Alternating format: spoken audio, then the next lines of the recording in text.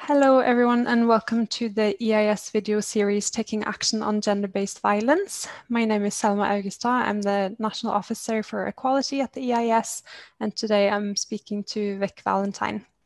Vic Valentine is the manager of the Scottish Trans Alliance project at the Equality Network.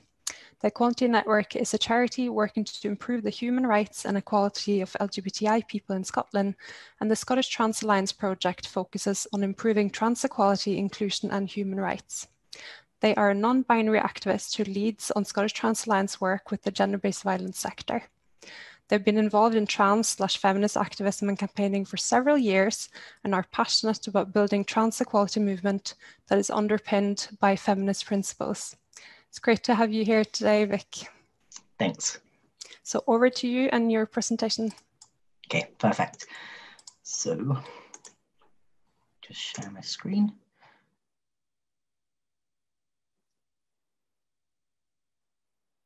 Hope you can see that okay. Yeah, perfect.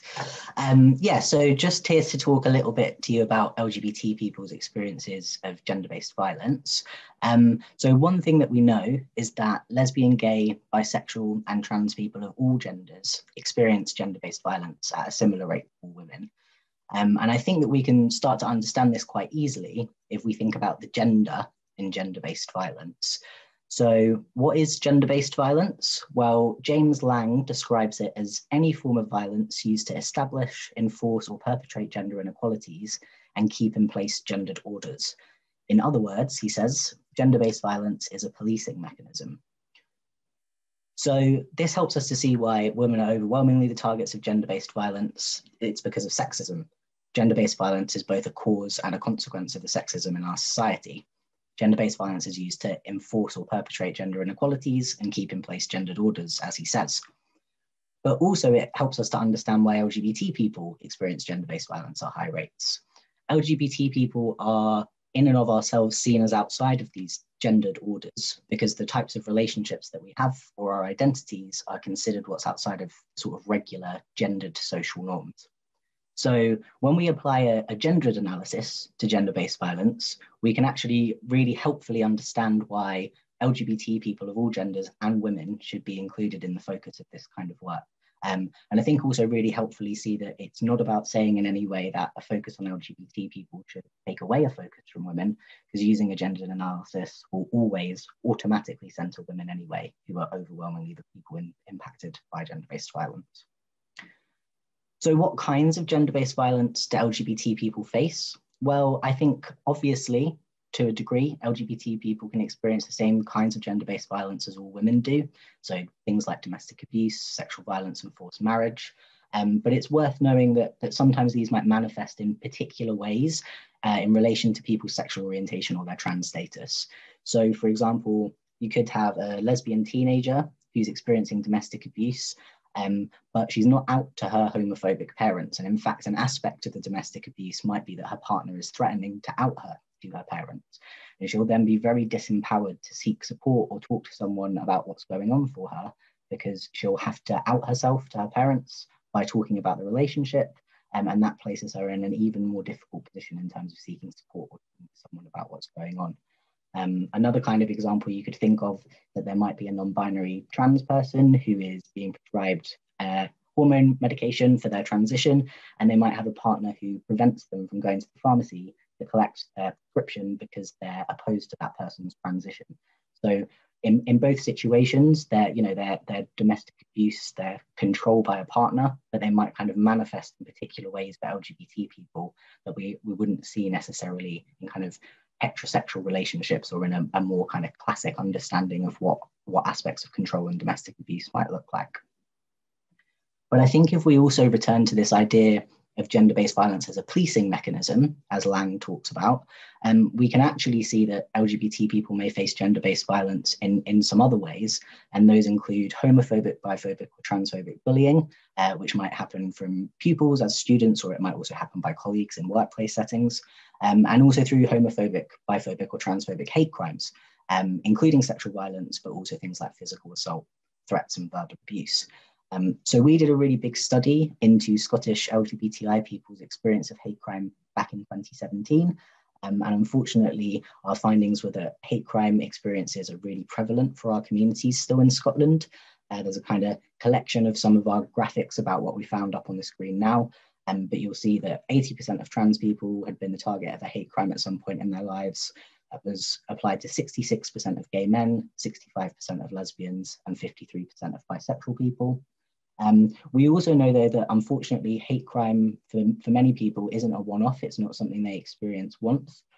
Actually, I'm in my own way of my graphic, but actually 30% of the people that we spoke to had experienced hate crime over 10 times. So for some people, unfortunately, this can be a kind of daily grind aspect of their lives. And we also found that the most frequent types of hate crime experienced by LGBTI people were verbal abuse, threats, physical attack, online abuse, and sexual assault. And what about in terms of education settings?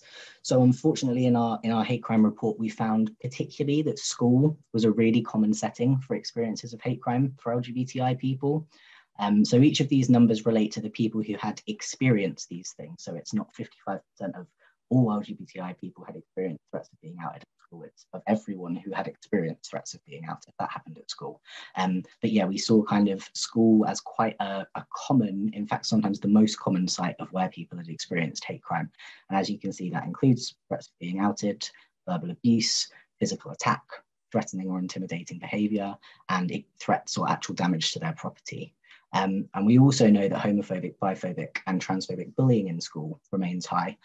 When LGBT Scotland last did a report into LGBT young people's lives in Scotland, they found that 71% of all LGBT pupils had experienced bullying because of their sexual orientation or trans status, and that rose to 82% for trans pupils. Now, things tend to get a little bit better the further up in education you go. So in college, it was only a quarter of LGBT students who experienced bullying, rising to 39% for trans students. And at university, it was 14% of all LGBT students who experienced bullying, rising to 28% for trans students. So those are significantly smaller numbers than at school.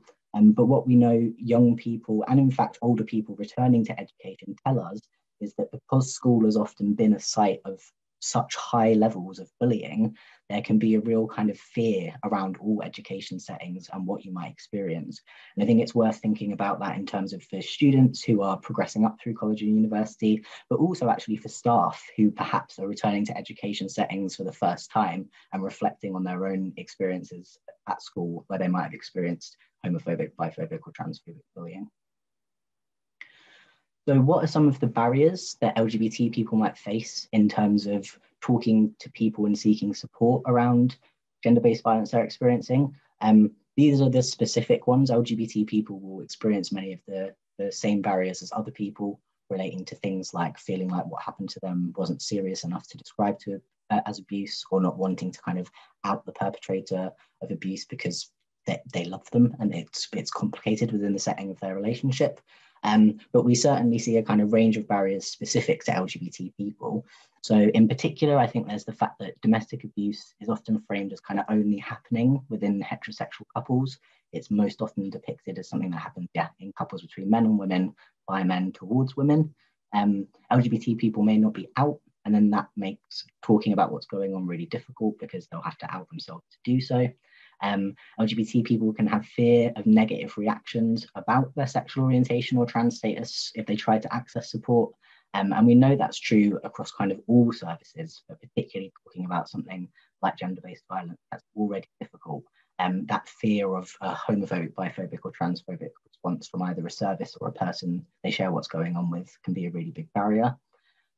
We also know that LGBT people still have a much sort of lower level of positive representation of what healthy relationships for us should look like. And so it can be harder, particularly for LGBT young people, to identify how they should be being treated in their relationships and that what's going on isn't okay. And I think it's also worth saying that within current COVID restrictions, LGBT people, particularly young people, might find themselves in home environments that are homophobic, biphobic, or transphobic, and that can cause a barrier in terms of the sorts of support that they're able to access, if they're able to have conversations with friends who are supportive in case they might be overheard, and that can kind of provide an additional barrier at this time. There are some things that you can do about this though. It's just a little whistle-stop tour. And I think that some of the key things are really making sure that you're creating learning and working environments that are welcoming to and inclusive of LGBT people. It's about ensuring that you do acknowledge the reality of the fact that LGBT people of all genders experience high levels of gender-based violence when you're talking about the topic. I think if you're approached by someone who's disclosing to you what they're experiencing, being non-judgmental and accepting of someone's sexual orientation and transgender identity is really important. And depending on when you are watching this webinar, LGBT Scotland are currently recruiting LGBT young people to their Voices Unheard Youth Commission, which looks exactly at what healthy relationships and domestic abuse might look like for LGBT young people and how to change it. And they're recruiting for that until December 31st. So if you have DSAs in your school or anything, or students who you think might be interested in that, it could be worth letting them know that's happening. The only other slides that I've got left are around signposting to organisations that provide support and also a bit more information. But I think that the slides will be made available to download. So rather than talk you through those, they'll just be uploaded to the site. Thanks so much, Vic. That was really interesting. I found it interesting the way you were talking about that gender-based violence, you know, is rooted in restrictive gender norms and how that is the same, you know, regardless of the gender of the person in that relationship, and how particular forms of violence can take place for LGBTI people. You were saying there was a similar rate of gender-based violence against women and LGBT people. What are those rates in Scotland? I mean, unfortunately, as I'm sure you can imagine, we don't have as much research on this as we would like, but the figures that we have seen shows that it's about 1 in 4 LGBT people will experience some aspect of domestic abuse in their life. And there are certain studies that show in terms of certain aspects of gender-based violence and domestic abuse that some members of the LGBT community might experience those at higher rates, particularly gay men. I know there's a lot of research that shows that gay men can face coercive control in their relationships at the same rates as all women do. But it's certainly an area I think that requires a lot more research and a kind of widening out of the focus so that we can really get to the root of what's going on. Thank you. A previous speaker mentioned or talked about that, you know, men can also experience domestic abuse, but the forms that take sometimes is a bit different, and that has, you know, that has an impact on the type of support that they might be looking for. So women are more likely to look for housing or financial support, whereas men might be looking for emotional support. Do you have any information or anything to say on that in terms of LGBTI people? I suppose, again, it depends to a certain degree on the framing that you're coming from it to, because I also think that most broadly, when we talk about men experiencing gender-based violence or domestic abuse in particular, we might be presuming, again, a kind of heterosexual partnership, whereas obviously for not all, but for most LGBTI men, the perpetrators of the gender-based violence they'll be experiencing are also men. And I think, therefore, that can have a slight impact on similarities that they might share with other survivors of domestic abuse. I do think that it's definitely true, though, that if we think that gender-based violence is gendered, then in terms of a person's response to how they feel about what it means about them, that they're experiencing this, that within a world that frames kind of men and masculinity as presumed to be dominant, presumed to be powerful, presumed to not be the victims of these kinds of things, then I think that there certainly can be different things for men to work through when they are responding to and seeking support that might differ fairly significantly, I think, from women and non-binary people. That's helpful, thank you. You talked about creating an inclusive and welcoming learning environment. Do you have an example of what that might look like? Yeah, I mean, I think in lots of ways it's about it's the sort of question that has both small and very big answers, right?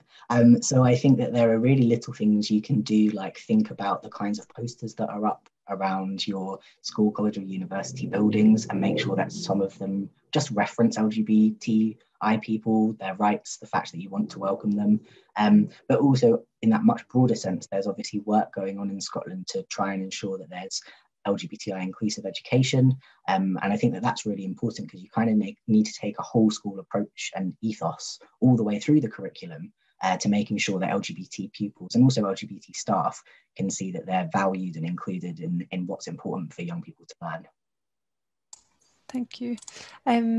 How should trade union representatives go about providing support to LGBT colleagues who they might have concerns about or who perhaps are not responding as much as usual? What are signs to look out for, I guess, and what can trade union reps do? I think in terms of specifically providing support, I would definitely to kind of colleagues in the gender-based violence sector have a lot more knowledge around that than me. But I think that it's one thing that can act as a barrier in both directions, in the same way that LGBT people can fear seeking support in case of experiencing homophobia, biphobia, or transphobia. I would really encourage people to not feel as though there is a barrier to speaking to colleagues about what might be going on out of a fear of the same thing being perceived. If you're seeing a person who is consistently seeming like they're having a bad time or making comments about what's going on in their relationship or about something they've experienced that sounds wrong, just approach that as kind of non-judgmentally and as openly as you can, and don't kind of not talk to someone who you might talk to who is in a heterosexual relationship just because in fact they're not in a relationship like that. That's helpful, thank you. So finally, how can teachers more broadly proactively take action to end gender-based violence, particularly making sure that these efforts are inclusive and considers LGBT survivors? Yeah, again, I think it's about, if we return to this idea of kind of gender-based violence as being about perpetrating and maintaining gendered social orders and a kind of policing mechanism, seeing all of this stuff as kind of on a really big continuum. And so obviously, when we are talking about things like rape and sexual violence, those are absolutely awful, heinous things that need to be stopped. But we need to start looking at the root causes of the way we talk about issues and how that allows our society to have a set of norms in which gender-based violence is so prevalent. So I think making sure to challenge gender stereotypes, to be looking out for dynamics in the classroom in terms of how pupils are talking to each other, particularly how male pupils are talking to female pupils, and really kind of making it clear throughout the way you engage with students and the way you talk about things that kind of sexism, homophobia, biphobia, and transphobia are just really, really unacceptable. Because I think when you kind of start at that lower level of the kind of pyramid of harm to a degree, you need to chip away at the foundations of these things. And that's perhaps the thing that it's kind of most relevant and that teachers are most able to do. And that can start to have an impact because it gets rid of the kind of foundation that allows these things to happen so often. Absolutely. Rather than dealing with it on an incident basis, also understanding those underlying, structural inequalities that perpetuate and enable this this higher risk for people for experiencing violence. That was really interesting. Thank you so much. If you have any suggestions for further learning that our members could undertake, please do share them. That would be really useful. Yeah, well, like I said, there'll be some things that we upload around some further resources for reading. Like I said, I think unfortunately one of the main things is that it is still an under-researched area. But I think in particular, yeah, the Voices Unheard project that's recruiting currently, it did publish a report back in 2014 that actually looks at what young people think themselves, LGBT young people think themselves about gender-based violence, and it has some really practical suggestions about what you can do in terms of lesson planning. And I presume that the current recruitment will imagine that we'll see something updated in the not too distant future. So in particular, I would definitely say that the easiest way to know how to talk to young people about these issues is to, of course, listen directly to themselves about what would work for them. And so I think that that's a really great resource to check out. That sounds fab. Looking forward to reading that. Thanks so much. Thank you for asking me to speak about this.